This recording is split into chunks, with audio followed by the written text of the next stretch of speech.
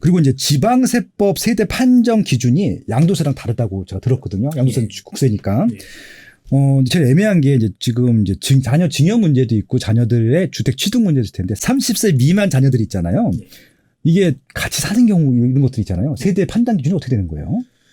지금 이제 양도세하고 우선 지방세법하고 네. 세대 판정 기준이 어떻게 다른지 간단하게 좀 먼저 설명을 드리겠습니다. 네. 양도세는 모든 기본 원칙이 실질과세입니다. 실질과세. 실질과세 원칙이 어떤 의미냐면은 네. 공부상의 이제 내용 있잖아요. 그렇죠. 이제 공부상은 공적인 장부를 말하는 건데 이 세대 판정은 이제 주민등록을 말하겠죠. 그렇죠. 그 주민등록의 내용하고 상관없이 실제 같이 사는지 안 사는지 여부로 세대 네. 판정을 합니다. 양도세는. 네네. 이게 실질과세 원칙이거든요. 네네.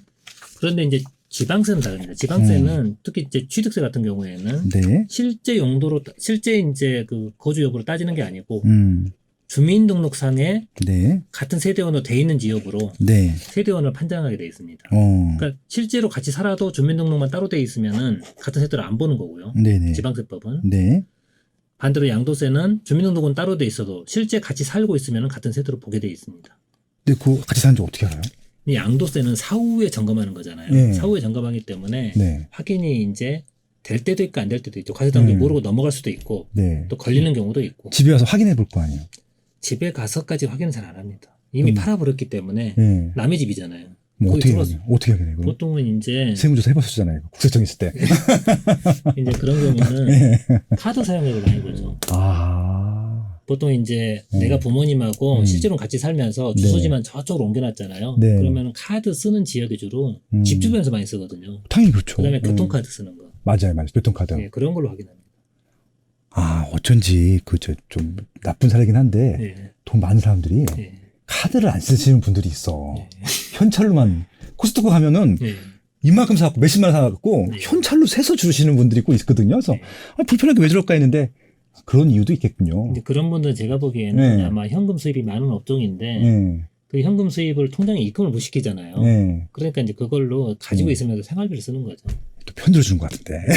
아닙니다. 네. 아무튼, 네.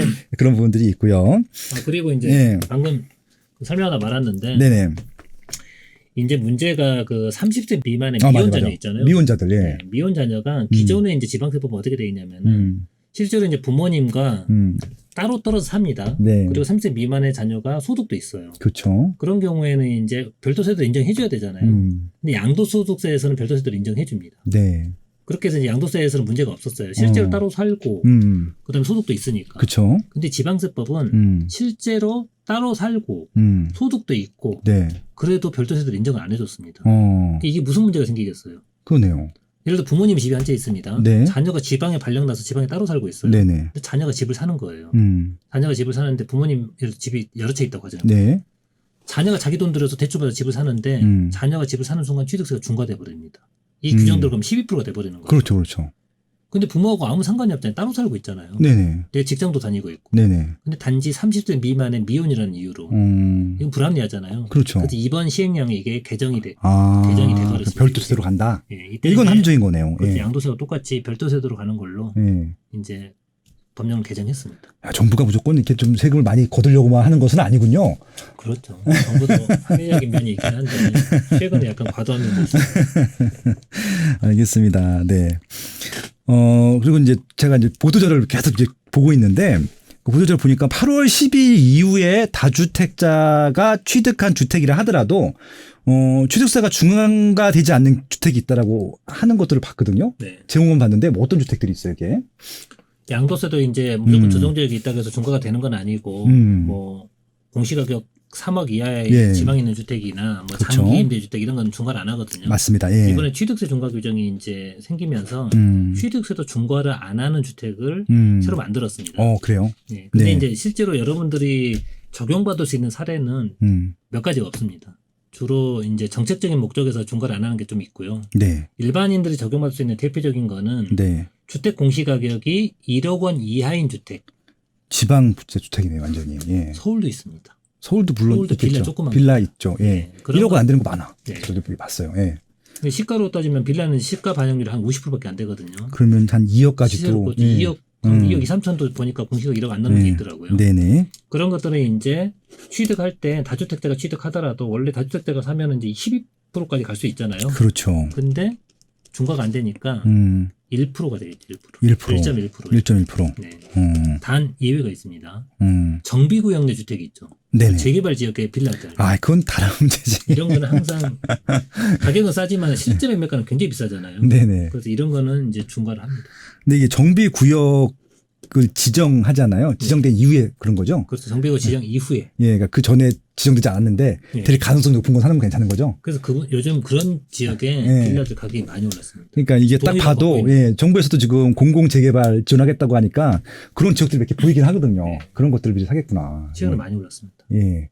좀 투자할 데가 없으니까 이런 건 투자해도 되는 거네, 그럼. 네. 예, 합법적으로. 그렇습니다. 그리고 이제 3주택자 이상 보유세가 공시가격 1억 이하 주택 취득할 때 그러면은 규제지역 상관없이 그냥 4%예요, 1%예요? 지금 이거 이제 질문을 되게 많이 하시는데. 예, 저도 헷갈리네, 이게 갑자기. 예. 종전에 이제 1세대 3주택자가 추가로 취득하는 네 번째 주택 있죠. 예. 그거는 4.6%라고 그랬잖아요. 맞습니다. 예. 취득세가 4%고 지방교육세 농축 4.6%인데 네네.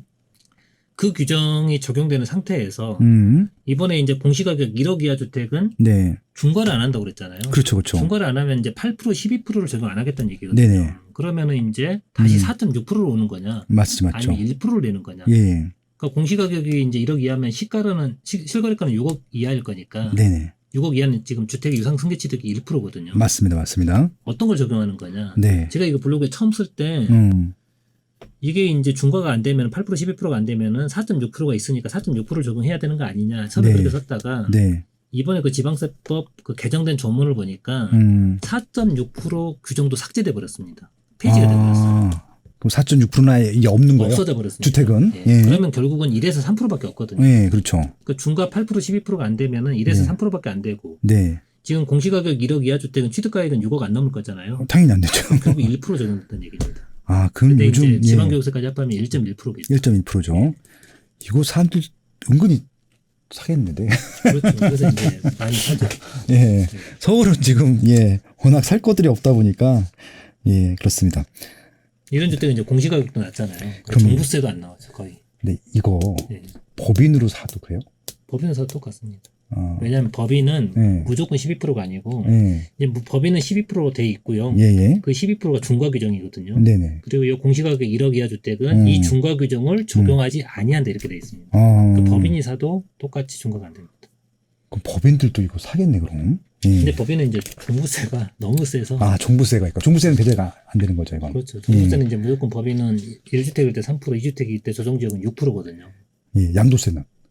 법인은 이제 양도세는 없고 예, 법인세를 내죠. 법인세를 내는 거죠. 예, 법인세 내고 법인세 추가가세 내는데 내년부터 또 추가세 20%거든요. 또 올라가는 거죠. 예. 그러니까 이게 뭐냐면은 법인 같은 경우는 솔직히 장기간 보유하는 것들도 중요하겠지만 단기간 샀다 팔았다 하는 것들 말씀하신 대로 양도세 중과를 안 받기 때문에 그런 물건이 해야 되는데 이게 만약에 시세가 올라가지 가능성이 낮으면은 하면 무조건 손해잖아요. 일단 세금을 내는 것들이기 때문에 시세가 올라갈 가능성이 있어야 사야 되는 겁니다. 예, 이건 당연한 거죠. 알겠습니다. 다른 주택 취득세 중과 여부를 판단할 때 주택세 계산에서 제외되는 주택이 있나요? 이제 방금 제가 조금 전에 설명드린 것들 중에 이제 취득세 중과가 안 되는 것들 아까 공시가격이 1억 이하는 이제 확실하게 또 있어요. 또 있는 게 이제 농어촌 주택. 농어촌 주택이라는 게 정확히 뭐예요? 근데 시골에 읍면 지역 있잖아요. 읍면 지역. 예. 읍면 지역에 있는 주택인데 거의 안 사겠죠 이런 것들은. 일단 빌라 탔을 때 이런 것도 농어촌 주택이 포함이 될 수 있나요? 이 농어촌 주택 자체는 이제 우선은 중과를 안 한다는 얘기고 그 다음에 이제 가정 어린이집으로 사용하는 주택. 그러니까 우리 서울에 있는 아파트들 중에 1층에 1층, 가정 어린이집으로 쓰는 주택들 있잖아요. 예. 그런 용도로 이제 사서 실제로 가정 어린이집을 쓰잖아요. 3년 이상 써야 됩니다. 네네. 그러면 중과를 안 합니다. 아. 취득세 중과를.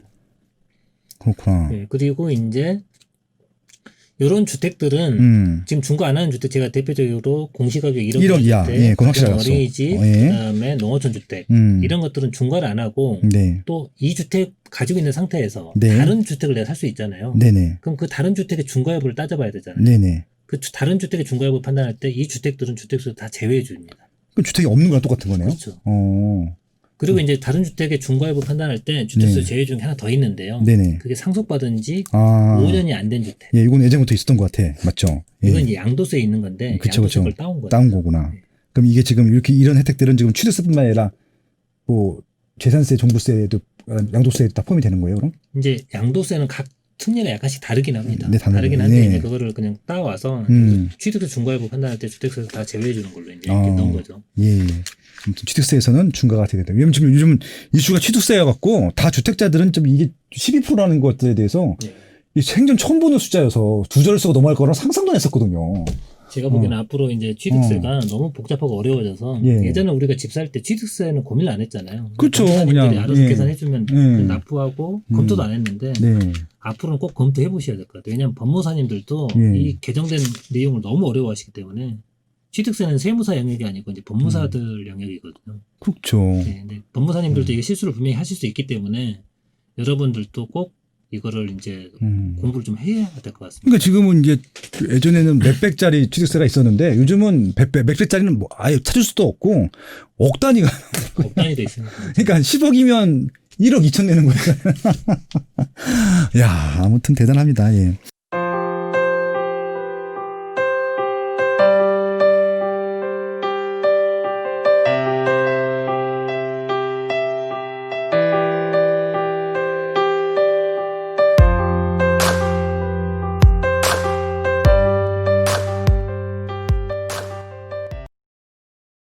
강력하고 즉각적인 조치를 이어나가겠다는 것을 이번에는 곧바로 집값이 오르는 상황이 연출되고 있습니다. 이른바 초양극화 현상이 우려된다는 겁니다. 초강력 규제와 부동산의 양극화 시대, 사야 할 부동산은 더 명확해지고 있다. 부동산 매매의 입지 선정과 돈 버는 핵심 입지 20곳을 완벽 분석한 이제부터는 오를 곳만 오른다. 인터넷 교보문고에서 이제부터는 오를 곳만 오른다를 검색하세요.